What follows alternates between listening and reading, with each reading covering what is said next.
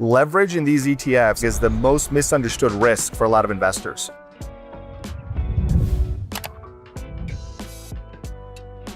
The leverage tends to promote a lot of performance chasing, which we do not do. With the right diversification, I think investors can use them and should use them, but certainly not in our wheelhouse to put leverage ETFs like that for clients. The downside risk that could be associated with that would just be too much at that point. Edison Byzyka, Credent Wealth Management, thanks so much for joining us. Look, you guys are a little bit different as a TAMP and as a provider of asset management services for your own advisors in that you're pretty active. You're looking at individual stocks, but you also use ETFs. Give us that perspective, because that's a little unique. Yeah, well, pleasure to be here. Thank you, and great conference so far. We are about a $4.5 billion RIA fee only, where we do have our own TAMP, a very actively managed strategy backdrop. And what's unique about that process is the ability to construct those strategies in-house, the ability to run internal SMAs within kind of our own internal UMA function, Unified Managed Account function, the ability to have a GIPS compliance backdrop within that, and offer all those services on the TAMP side has been a very unique offering for us in this space. What we have found out from that standpoint, advisors, broadly speaking, are gravitating more so to active strategies as markets get to higher peaks, right? Downside protection tends to be more of a desire factor during such market cycles. Active strategies for us have been a benefit in that process. Right. I can't pass up the opportunity to talk to an actual active manager on a week like this. We've had a few hiccups, a little bit of, is this the top of the bubble? Are we pulling some froth off the top of the milk here? What's your call? So here's the thing. Investors cannot tolerate valuations at these levels for a long period of time. So valuations of themselves are a terrible market timing indicator.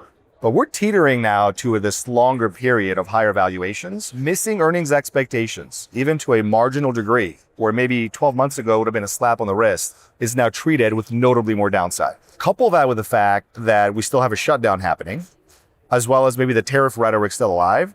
I think the market is looking for a catalyst for a pullback.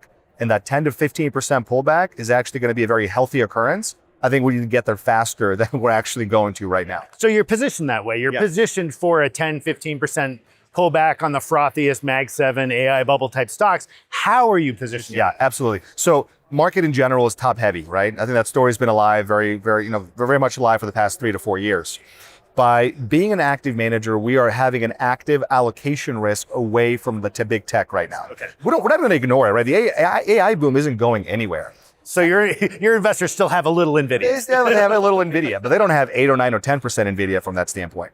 Being very careful in that allocation structure, and then coupling that with very, very strategic structured no downside capture exposure within those portfolios gives us an expected return profile that should hopefully have and would have a lower downside capture than the broad market. All right, so now you open up another can of worms. Here you mentioned structured products. We've talked to a bunch of folks here about that. How are you using structured products? Are you using sort of traditional auto-callable type notes to generate income? Are you doing fancier things to deal with downside left tail risk? What do you use? Love it. So one of the things that we've been doing very strategically is going directly to the global capital markets desks of these banks, whether it's Goldman or JP Morgan or Citigroup, you name it, and underwriting with them directly. So kind of bypassing. So specific notes for your specific notes for our TAMP clients. These are not off a sheet. These are custom notes.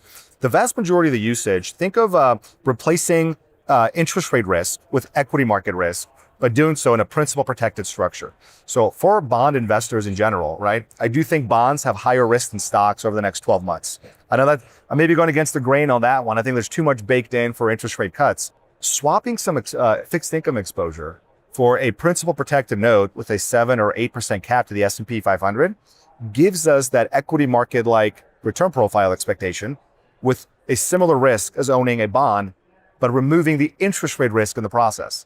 It's been a great story for our clients. So how, if I'm a standard middle of the road TAMP client here, I'm neither, 27 years old with $20 million of .com money, nor am I, 80 and just about to hand this off. If I'm a normal, slightly pre-retiree wealthy client, how much of my exposure is to something like that? Typically 15 to 20% across various structures, not just on fixed income, but also on the equity side is tremendous. I'll give you an example. Swapping out volatility for consistency is what structure notes are really powerful in. So if I were to say, Dave, how about we structure a probability of a 95% payout of a 10% income profile over the next 3 years for a piece of your portfolio, we've now generated a more consistent, lower expected volatility profile than simply building an income structure. So is that a lot of the story here, just smoothing the ride as opposed to chasing a particular amount of yield or a particular amount of exposure? Absolutely, smoothing the ride, because as you get near that retirement or when you're in retirement, a smoother ride and a more consistent ride tends to outpace the desire for beating the S&P every year. Obviously a behavioral hack for clients as well. It's much easier to talk to your client about why you're behind the market by 2% than why you're down 12, right? Exactly. I get that. Yep. Yeah. But for those clients that do want the added exposure, certainly the structures exist where you can get 2 or 3x that exposure. Of course. Right. If you really want to go aggressive. If you juice up the risk. All right. So that's the very custom end where you're definitely not playing the ETF market because you're going and getting individual issuance done. Yep. Talk about the other side of it, because you guys do also run ETF portfolios for your clients.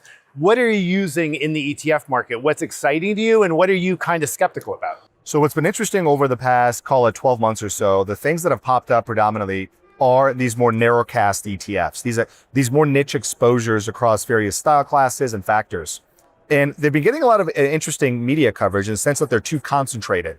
But I think that the market's already been concentrated. And I think these ETFs that are coming out are providing an ability for investors to diversify across indices without actually owning the entire index. It's almost like an active management approach, but you're purchasing the top 10 or 20 or 30 names in a particular index, as opposed to just blindly owning the Russell 3000 or the S&P 500 at that. So are you using them exclusively in kind of core positions? Or are you using some of these narrow cast ETFs? I mean, as an active stock picker, you got access to things like 2x everything now in an ETF wrapper. The beta's the beta. I suppose if you've got a short-term call, I could see why you might use them. Where do you fall in that We spectrum? are certainly using them for core and satellite positions, but I'll tell you this, leverage in these ETFs, I think, is the most misunderstood risk for a lot of investors. The leverage tends to promote a lot of performance chasing, which we do not do. With the right diversification, I think investors can use them and should use them, but certainly not in our wheelhouse to put leverage ETFs like that for clients. The downside risk that could be associated with that would just be too much at that point, not worth it. So you're not a big fan of, you're not signing up for the 5X ones that have been filed. Absolutely not. All right, what about some of the alternative spaces? Because obviously things like crypto, commodities, these are now actually easier to access in an ETF wrapper than they are in their native markets. Where do you put those kinds of alternative strategies, and are ETFs the right fit for your clients there? So we certainly run some thematic exposures in most portfolios where we try to capture maybe that 1.5% max in some crypto type structure. When I say crypto, it's not just owning Bitcoin or Ethereum or things like that. It's also the technology, the blockchain technology backdrop. I think what we've done is we've separated those two, right? Blockchain technology versus cryptocurrencies. There is viability in investing in both of those. For us, it's been more so on the blockchain piece of it and trying to capture that technology, whether it's through semiconductors or whether it's through smaller companies that are suppliers to NVIDIA or suppliers to AMD. So a little bit more of a pick and shovel approach there. Okay. Absolutely. And what about other forms of alternatives, whether it's commodities, managed futures, return stack portfolios? Anything in there that you're finding interesting? The commodity space has been interesting. We played the current administration coming into office with the commodity space, right? The domestic energy independence piece of that. We actually played commodities via structured notes, ironically enough, directly betting that prices wouldn't increase as much. That actually was a fantastic play, knowing how the energy independence was going to play out. But other than that, that's been a vast majority in that exposure, Dave, not too much on that. So we owned a little bit of gold and it has been a very clients calling saying, should we own more gold? And what's funny is from 2021 to 2024, roughly gold didn't do much. Right? This year has been a fantastic upside. And which is crazy because it's bucking the trend of how real yields are responding to the inverse of gold prices. We're not adding more to gold right now. I think gold is an overdone play for the particular moment. I think it will have it'll hover around that 3,500 to 4,000 mark for a while, but I do think gold's coming back down. All right, couple last questions here. We talked a little bit briefly about AI and your positioning there, like sort of a little bit against the froth. How about how it's affecting your business and your day-to-day work? As somebody in an advisor firm, as somebody in the markets every day, where are you finding use cases and where do you think AI is overhyped as a tool in the real world? Yeah. I think AI for us has two kind of main decision points. Number one, how does it make our employees or firm more efficient, more productive? How does it benefit the client from that standpoint? And what's funny about that is there's this compliance umbrella that hangs over all of that, right? Because we want to be compliant, we want to do things the right way. For us, the implementation of AI has been in the form of a dedicated business intelligence team. We've brought on an amazing team of data scientists and the ability to actually use our data to tell us what we don't know. How are clients responding? What is client sentiment? How are we responding in that process? And then within that, trying to get the vast majority of our processes that are very repetitive, say from an operational standpoint, how can we actually get those to be automated over that same time frame?